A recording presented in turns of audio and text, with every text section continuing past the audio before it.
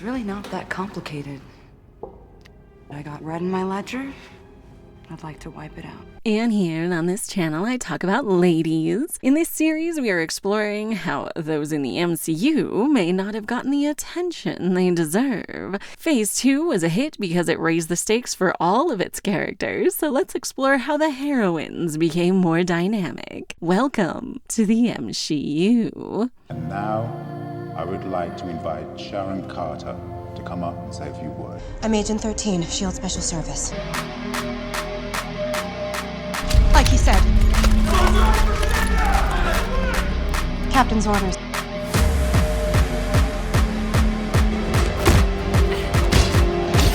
Even if the whole world is telling you to move, it's your duty. Plant yourself like a tree. Drop it.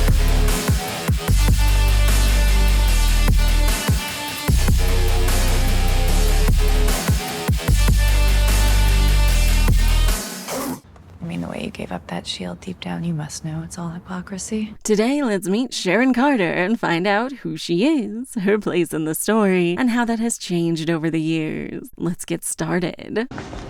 Follow me.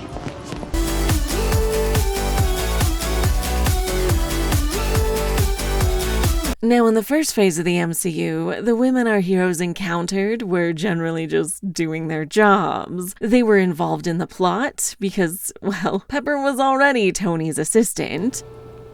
Will that be all, Mr. Stark? That will be all, Miss Potts. Natasha was already a SHIELD agent. I want you to meet Agent Romanoff. Hi. I'm a SHIELD shadow. Once we knew you were ill, I was tasked to you by Director Fury. Peggy was part of the SSR.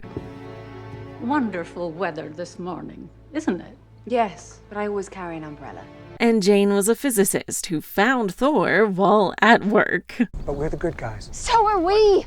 I'm on the verge of understanding something extraordinary. Essentially, the hero showed up and joined the story she was already a part of. So we meet Sharon Carter here. Hey, my aunt. She's kind of an insomniac. Working for SHIELD. But unlike where we met Natasha or Phil or Clint, SHIELD is no longer a trustworthy organization. It has been taken over by Hydra, as our heroes discover. But I guess I just traded in the KGB for Hydra. So this introductory appearance focuses on figuring out if Sharon is trustworthy, what side she's really on. She is helpful in the beginning, hitting it off with Steve and giving him a soft no when he asks her out. I'll keep my distance. Hopefully not too far. When Fury is attacked in his apartment, she immediately breaks in and calls for reinforcements. I'm assigned to protect you. On whose order? His. Which is good on its face, but this isn't a phase 1 movie where she's just gonna be, his sidekick for the rest of the film, so we aren't sure if we can trust her from just these interactions so far. Oh yeah? What's it cost? Cup of coffee? Steve sees her again after leaving Alexander Pierce's office, and then has to escape this attack. So that makes him at least, tangentially suspicious of her. Not to mention the fact that she lived next door and lied about who she was for some amount of time. Kate? Fortunately, she then does have a chance to push back against any audience distrust of her. Sitwell tells the SHIELD agents to drop everything and hunt down Captain America, and she's the only one willing to object. With all due respect, if SHIELD is conducting a manhunt for Captain America, we deserve to know why. Alexander Pierce smooths things over, and it's unclear if she's convinced or not by his explanation. That's totally fine. It is a spy movie, and she's a professional spy, so playing coy with what side she's on is good tension. But we do have a good indication that at least she is unsure that we should be hunting Captain America. We next see her as they are about to launch. Then Steve Rogers comes over the intercom and everyone stops to listen. When Steve says that Hydra shot Nick Fury, we cut to her surprise. They shot Nick Fury. And it won't end there. Which I think makes it clear where she stands. If she had doubts before, they are gone now. Rumlow insists that this guy, Cameron Klein, launch the ships, and everyone watches in suspense, including Sharon, as he refuses. I'm not going to launch those ships. But as soon as Rumlow threatens him, she's ready to pick a side. Captain's orders. He drops his gun but has a knife. Her quick thinking saves Cameron's life, and she takes a shot at Rumlow before he runs out of the room. That's who Sharon Carter is. She is a good agent who was trusted to be undercover protection for Captain America. That's got to be at least, comparable to Natasha in Iron Man 2. After Fury's death, she is apparently high-ranking enough to be consoled by peers. So we may have had our doubts at the start, but we know who she is by the end. She can tell which side to choose and is willing to do whatever it takes to defend what is right. It's one of the briefer introductions in this phase, but we certainly find out exactly who she is in the course of this film. What was her name again? Sharon. She's nice. So let's get into how important she is in this universe.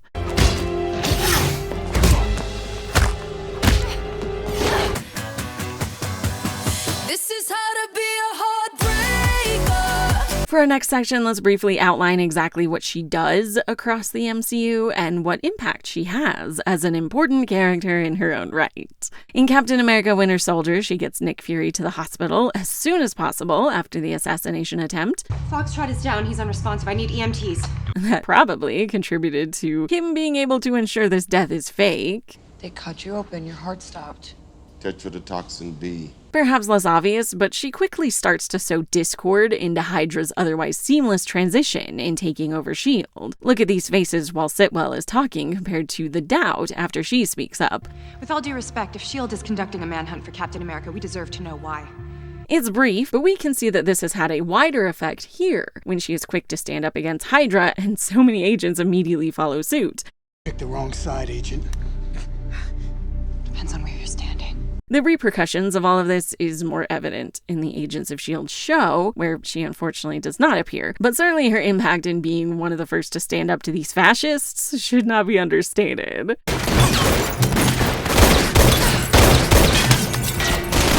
In the next Captain America film, she gives Steve some advice that he takes to heart. It is your duty to plant yourself like a tree, look them in the eye, and say no.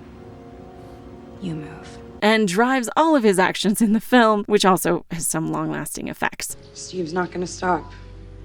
If you don't either, Rhodey's gonna be the best case scenario. Then she does her job of tracking down Bucky Barnes while giving Steve and Sam a heads up for where he will be and that they intend to kill him. Everybody thinks the Winter Soldier goes to their gym. Most of it's noise, except for this. She literally saves Bucky's life by doing this. My boss expects a briefing pretty much now, so that's all that story you're gonna get. And you're gonna have to hurry. We have orders to shoot on sight. She continues to help Steve out, letting him listen in here and then giving our heroes the gear they'll need for the upcoming fights. Good, because this stuff tends to draw a crowd. I owe you again. Keeping a list. This is a great personal cost to herself and obviously extremely important for them to survive the battle. They're gonna come looking for you. I know. We next see her in Madripoor in the Falcon and Winter Soldier show. When bounty hunters are coming after them, she saves their lives.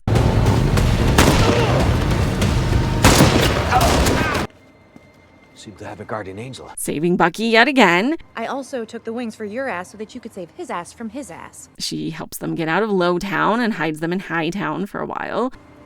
I have a place in Hightown. You should be safe there for a while. Then she gets them to the guy making super soldier serum, and they fight their way out when things go south.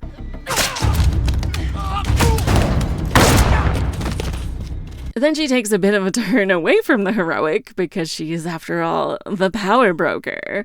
So you're the power broker. And her impact on the universe is quite far-reaching. In Madripoor, he's judge, jury, and execution. She certainly had a lot of plans for these super soldiers, but burns that bridge when a better one appears.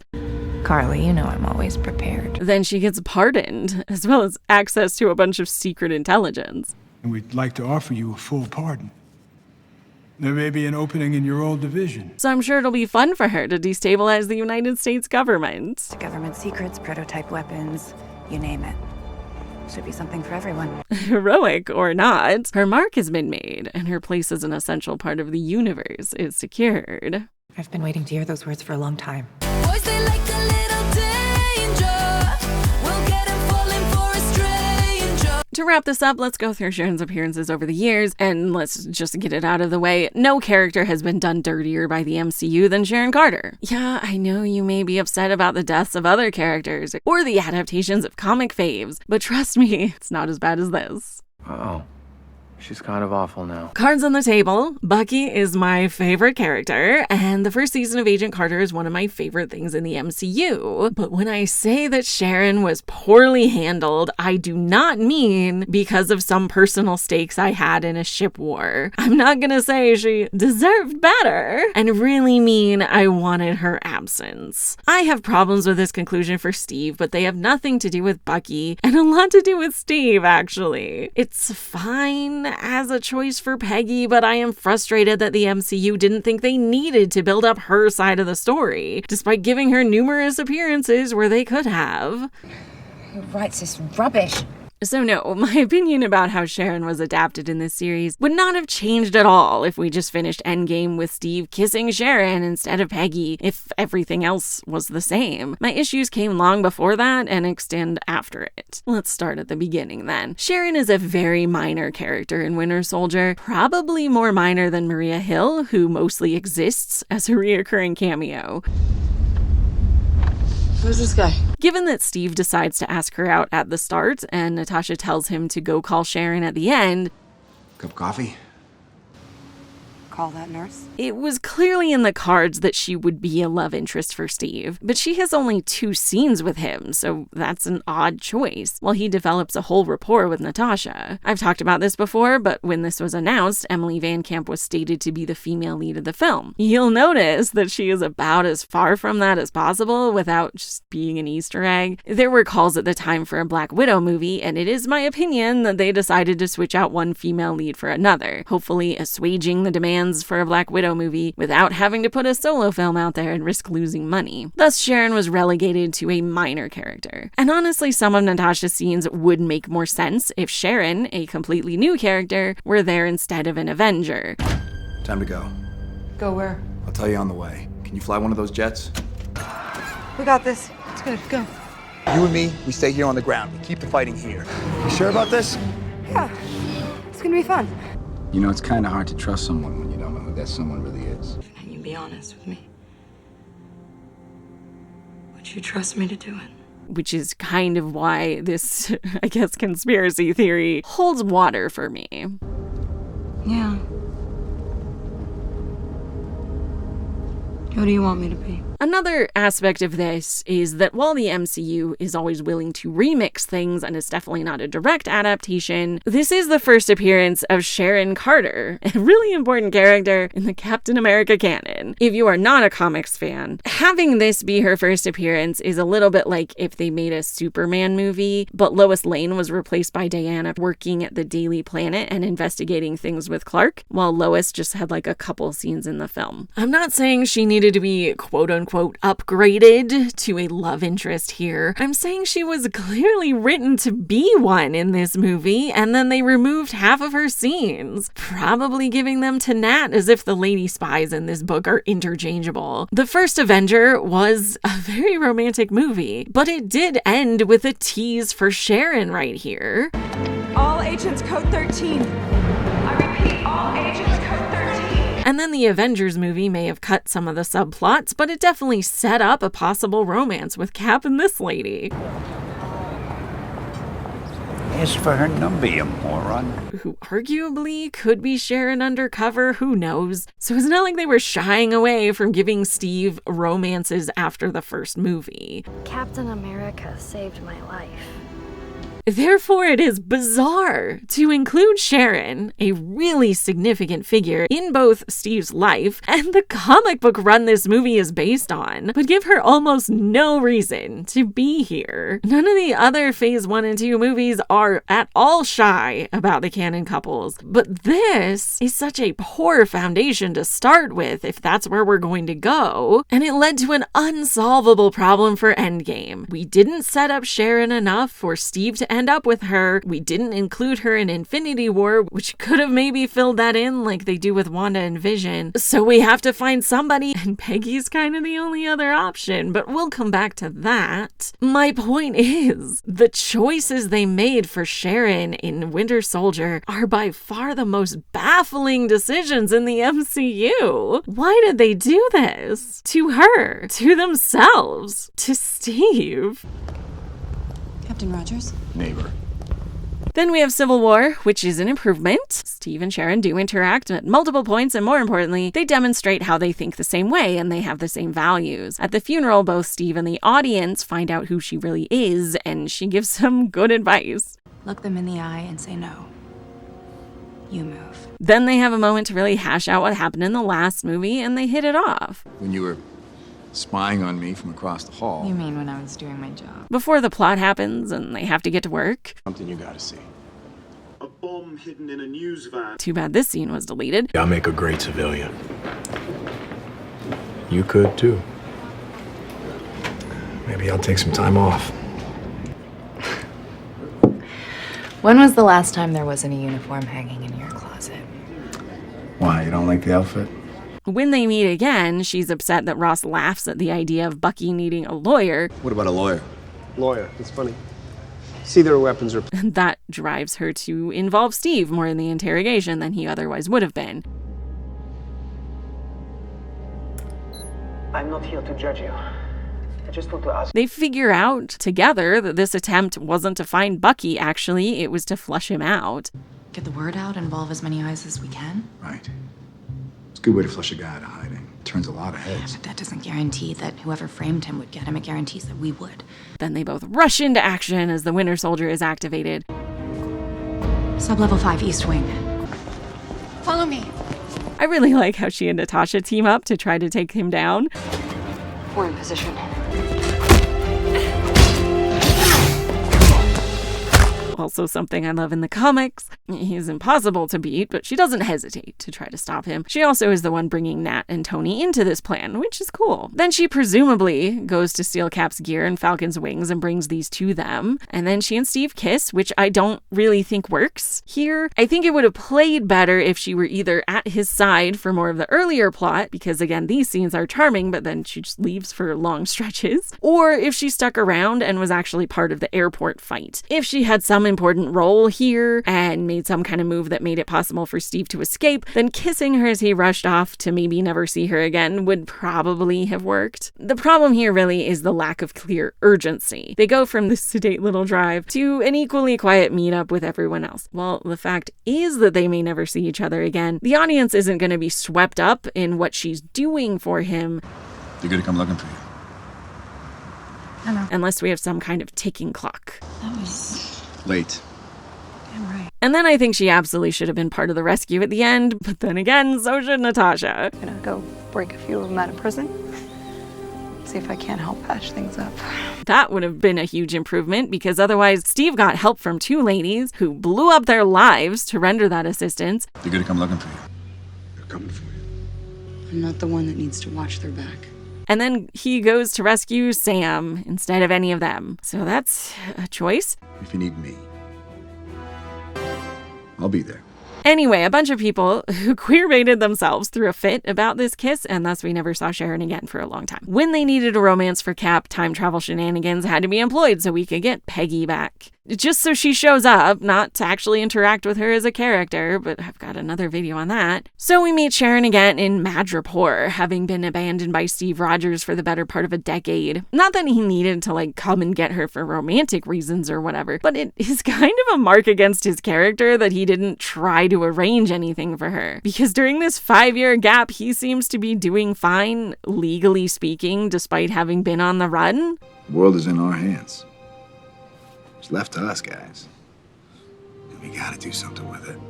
Since everything happened to her because she tried to help him, I just can't imagine that he would leave behind his friends like that, even if he doesn't want to date her, you know? I stole Steve's shield, remember? Anyway, in the show, she is perhaps understandably trying to get revenge on the wrongs that were done to her, which honestly means she's a villain that Captain America made by leaving her out in the cold. Usually only Tony gets those. She helps Sam and Bucky, but she kills Batroc and Carly. Both were villains technically, but she uses them and then gets rid of them as soon as they're no longer useful to her, and because they threaten her identity as the power broker. 4 fois ce que tu me devais. 4 times. She has her little empire in Madripoor, and she got this super soldier serum into some lackeys so she could move up in the world. That doesn't end as hoped, but it kind of does better. She gets a full pardon and is reinstated as a high-ranking CIA agent. Now she can do whatever she wants. Should be something for everyone. Which I guess means that we have a completely happy ending for her, especially since I would be surprised if she appears in anything else. But to me, this just feels like a character assassination to go from this to this. I understand that she's become jaded and angry, but having a firm moral stance was pretty important to her character before, and leaving her here just has some weird implications for Captain America as a concept. You know the whole hero thing is a joke, right? I mean, the way you gave up that shield deep down, you must know it's all hypocrisy. And specifically kind of undermines Steve and Sam, so I find this to be an odd choice.